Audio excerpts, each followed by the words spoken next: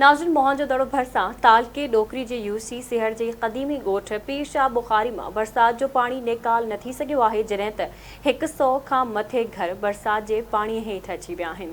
तफ़सील ग़ुलाम मुस्तफ़ा झतियाल जी रिपोर्ट में। मोहनजोदड़ो भरिसां यूसी शहर जो ॻोठ पीर शाह बुखारी में बरसात जो पाणी निकाल न थी सघियो आहे, जॾहिं त 100 खां मथे घर बरसात जे पाणी हेठि अची विया आहिनि। जॾहिं त ॻोठ पीर शाह बुखारी में मुसलसिल तेज़ बरसातूं पवण सबबि 95% केतिरा ई कचा पका घर ड्रही पट पइजी विया आहिनि, जॾहिं त ज़मीनो राब्तो बि कटिजी वियो आहे। जॾहिं त ॻोठ जे चौधारी चेल खां मथे बरसात जो पाणी बीठल आहे, जॾहिं त घिटियुनि घरनि अंदरि बरसात तोड़े नालियुनि जो गोॾे जेॾो गंदो पाणी अञा ताईं निकाल न थी सघियो आहे। जॾहिं त मुतासिर ॻोठाणा खुलियल आसमान हेठि पंहिंजनि घरनि में वेठल आहिनि, पर हिननि मिसकीन मुतासिरनि जो खाइण पीअण जो सामान खुटी वञण सबबि हू तकलीफ़ वारी ज़िंदगी गुज़ारण ते मजबूर आहिनि। जॾहिं त ॻोठ जे चौधारी गंदो पाणी बीहजी वञण तोड़े रस्ते जी सहूलियत न हुजण जे करे नंढड़ा ॿार तोड़े औरतूं मर्द गैस्ट्रो तोड़े ॿिनि बीमारी में मुब्तला थी विया आहिनि, पर हिननि वटि का सिहत खाते तरफ़ां मेडिकल कैंप में न लॻाई वई आहे, जॾहिं त चूंडियल नुमाइंदा तोड़े इंतज़ामिया मुकमल तौर गाइब थी वई आहे। होॾा मुतासिर ॻोठाणनि आवाज़ न्यूज़ सां ॻाल्हाईंदे चयो आहे त असांजा घर ड्रही पट पइजी विया आहिनि। 2% बि जेके जॻहियूं बीठियूं उहे बि सम्झो न हुजण जहिड़ियूं न रहण जहिड़ियूं न। असांजे ॻोठाणनि जो माल मता बीमार आहे, असांजा अन्न लुढ़ी आहे ॻोठनि वारनि जा।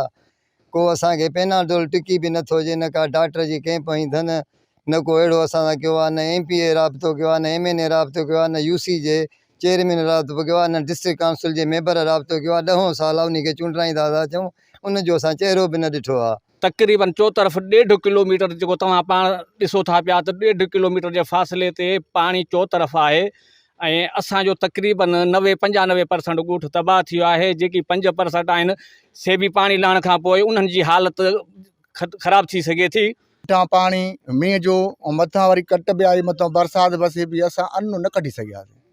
असांजो सोखन ॻोठ आहे, घर आहिनि, उन सभिनीनि जो अन्न लुड़ी वियो, माल दर पधारा में पाणीअ में सॼे में असां तकलीफ़ूं ॾिठियूं आहिनि। असांजा बचड़ा, असांजो ॻोठ सॼो जेको बि आहे बुखारी पीर शाह जो ॻोठ सीहड़ UC में, उहो असांजो शहर उजड़ी वियो आहे। असांजा घर ख़तम थी विया आहिनि।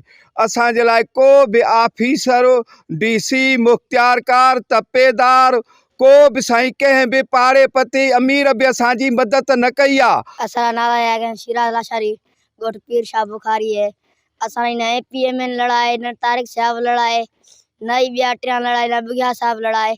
असां पानी बुड़दे पैसे असां केर न बचा सकदा वे, न बेड़ी उमाणी से, न ही तारिक साहब दे असां 1000 चक्कर न्यापे उमाणे, न 1000 चक्कर गए से, पर असां को न कुछ मदद असारी कीती से। असारे 1000 घर ड्र पे असां बिले बिला बाऊं था बदऊं, असां जे मदद करे असां सियाल बुगे के बदऊं मदद करूं, असां जे मदद करे असां बुडऊं था। जा घर बुड़ी आहिनि, सभु घर ड्रही विया आहिनि।